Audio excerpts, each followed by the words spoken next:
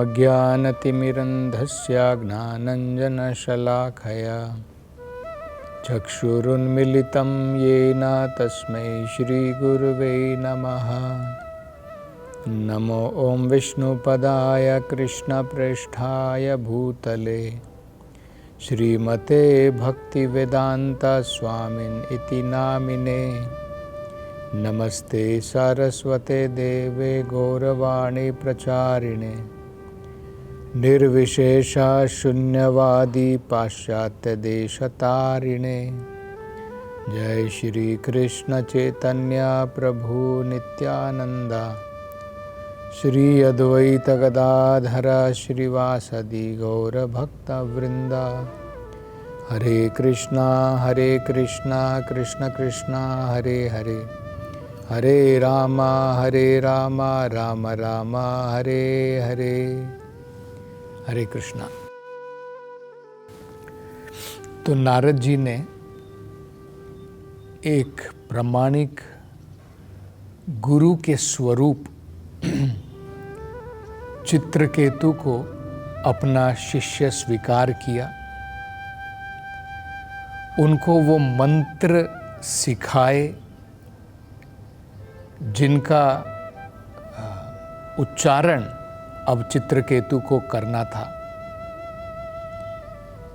और इसके पश्चात नारद जी ये शिक्षा प्रदान करने के बाद वापस ब्रह्मलोक को लौट गए। तो ये प्रसंग जो है बहुत महत्वपूर्ण है, क्योंकि अंगिरा ऋषि जब पहले अकेले आए थे, पहली बार जब आए थे, तो उन्होंने चित्रकेतु को ये शिक्षा प्रदान नहीं की। ऐसा क्यों है? क्योंकि चित्रकेतु उस समय भोग विलास की मानसिक स्थिति में थे। उनका मन जो है इंद्रिया भोगों में डूबा हुआ था। उनका मन संसार से विरक्त नहीं था। उनको वैराग्य की प्राप्ति नहीं हुई थी। लेकिन दूसरी बार जब चित्रकेतु की मानसिक स्थिति वैराग्य की थी, विरक्ति की थी, क्योंकि उनके पुत्र का देहांत हो गया था,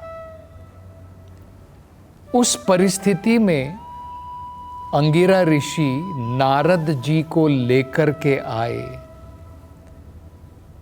क्योंकि उस परिस्थिति में भक्ति योग आसानी से समझा जा सकता है। सरल भाषा में जब हमारा मन भोग विलास में डूबा रहता है, इंद्रिया भोगों में डूबा रहता है, तब हम आध्यात्मिक शिक्षा, हम भक्ति, भगवान के बारे में हम नहीं समझ सकते हैं। जब हमारे अंदर में थोड़ी विरक्ति आ जाती है, जिस प्रकार से चित्रकेतु के मन में थोड़ी विरक्ति आई थी, वैराग्य पैदा हुआ था, उनको अब ये पता चल गया था कि भाई ये भौतिक संसार में कुछ नहीं रखा है, सब टेम्परेरी है। ये मानसिक परिस्थिति जब उनकी थी, तब अंगिरा ऋषि नारद जी को लेकर आए, उनको भक्ति योग की शिक्षा प्रदान करने के लिए। इसलिए देखिए, भगवद गीता में भी बताया है कि जो व्यक्ति भोग विलास में डूबा है, वो भगवान की भक्ति दृढ़ता पूर्वक नहीं कर सकता है।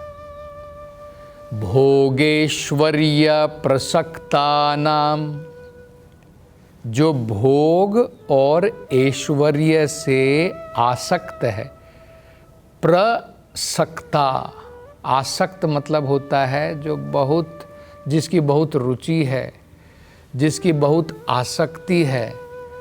प्रासक्ता मतलब बहुत ज़्यादा, जिस व्यक्ति की रुचि, जिस व्यक्ति की आसक्ति भोग और ऐश्वर्य से अत्यधिक है, बहुत ज़्यादा है।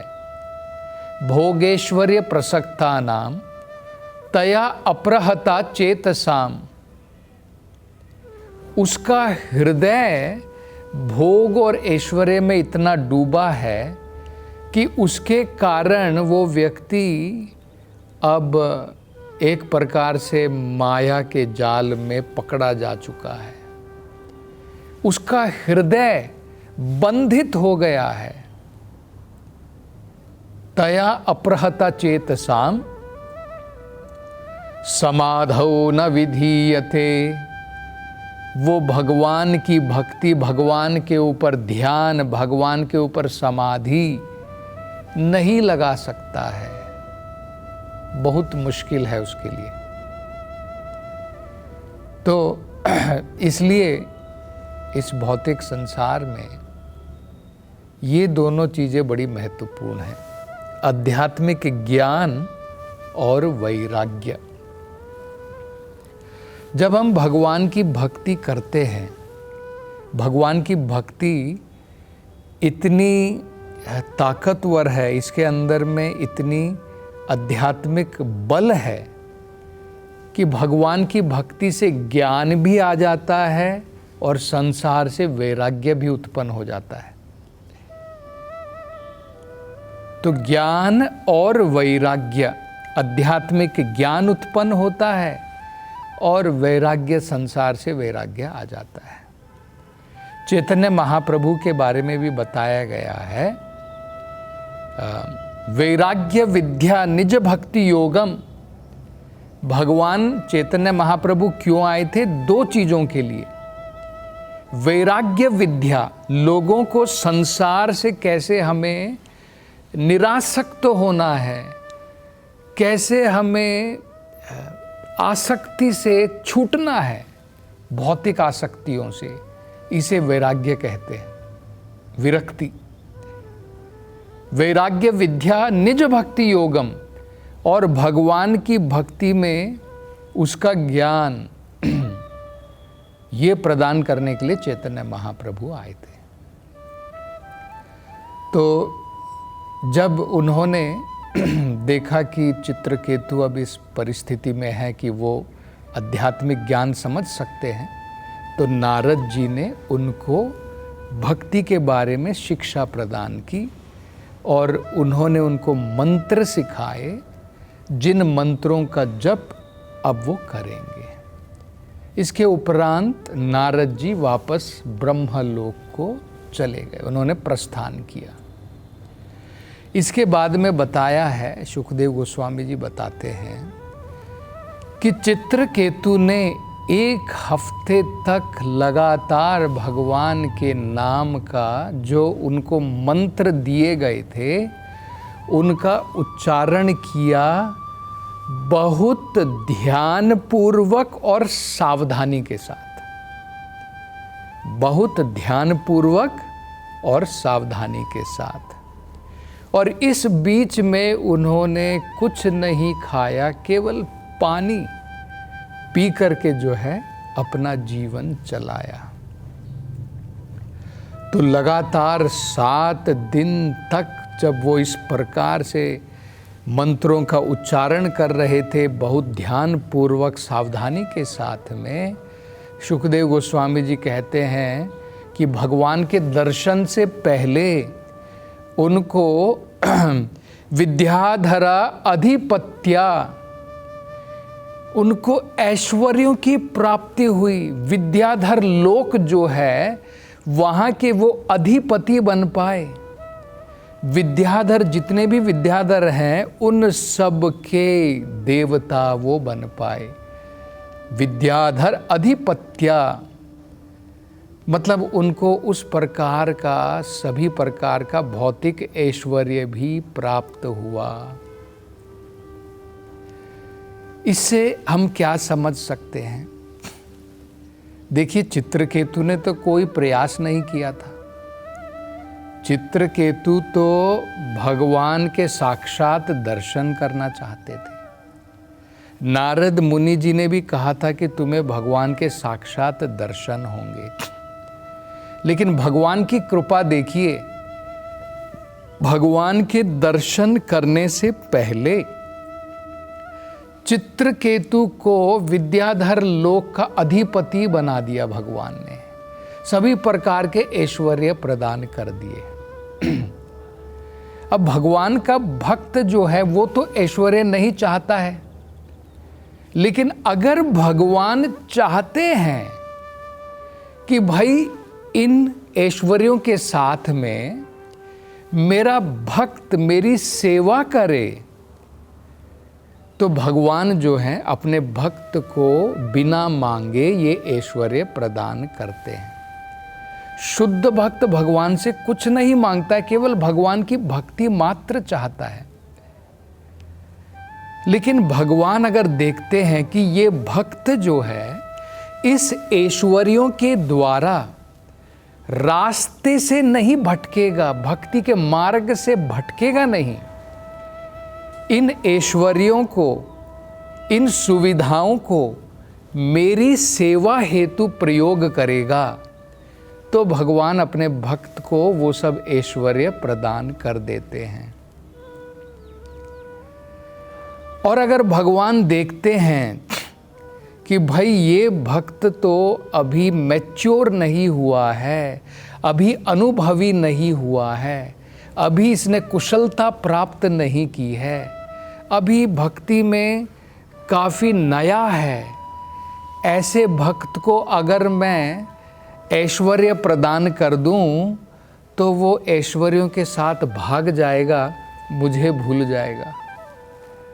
जनरली ऐसा होता है ना, हम देखते हैं जब व्यक्ति बहुत धनी हो जाता है, उसके पास में धन दौलत आ जाती है, उसका ऐश्वर्य बढ़ जाता है, तो व्यक्ति भगवान को भूल जाता है।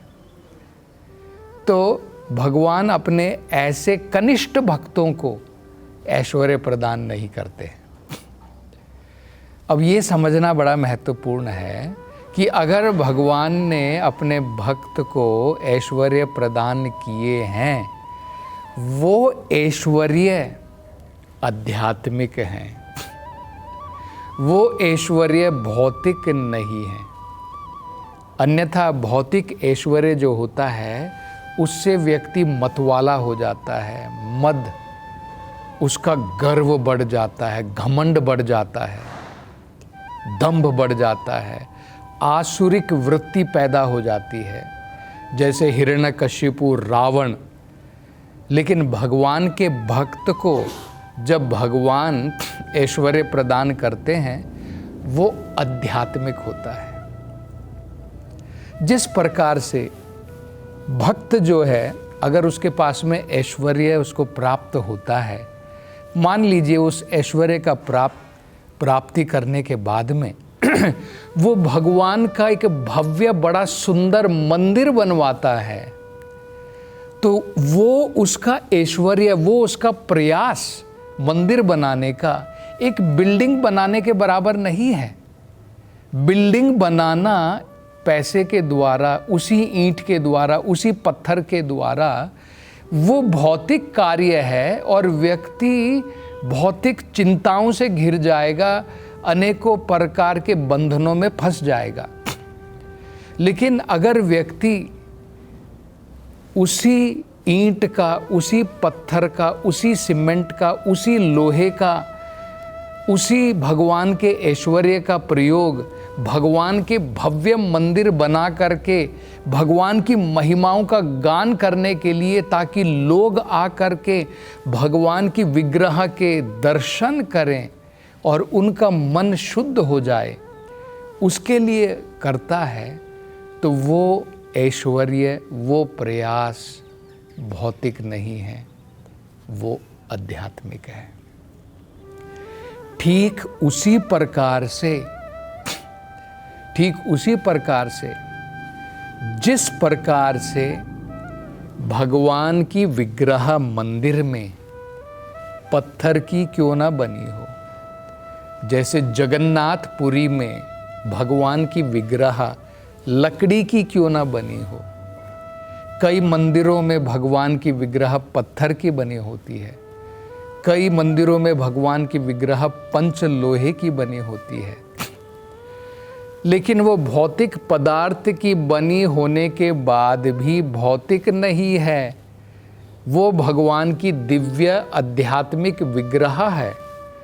ठीक इसी प्रकार से जब व्यक्ति अपने धन दौलत ऐश्वर्य का प्रयोग भगवान के मंदिर बनाने, भव्य मंदिर बनाने के लिए करता है, तो वो धन भी उसी प्रकार से आध्यात्मिक है, वो मंदिर भी आध्यात्मिक है।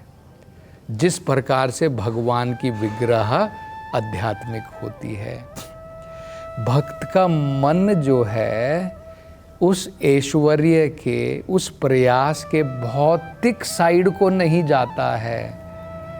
उसको ये समझ है कि सब कुछ भगवान का ही है और सब कुछ भगवान के लिए ही प्रयोग करना चाहिए। जब हम अपनी इंद्रिय तृप्ति के लिए प्रयोग करते हैं वो वस्तु भौतिक है, ये याद रखिए। कोई भी वस्तु भौतिक नहीं है। निर्बंधे कृष्णा संबंधे, सब भगवान की ही शक्ति है, सबका संबंध भगवान से है। तो जब उसके संबंध के लिए भगवान के लिए प्रयोग करते हैं तो वो आध्यात्मिक है। जब अपने भोग के लिए, अपनी वासनाओं के लिए प्रयोग करते हैं, वही वस्तु भौतिक है। ये हमको समझना है। तो और आगे हम अगली कथा में वर्णन करेंगे। हरे कृष्णा।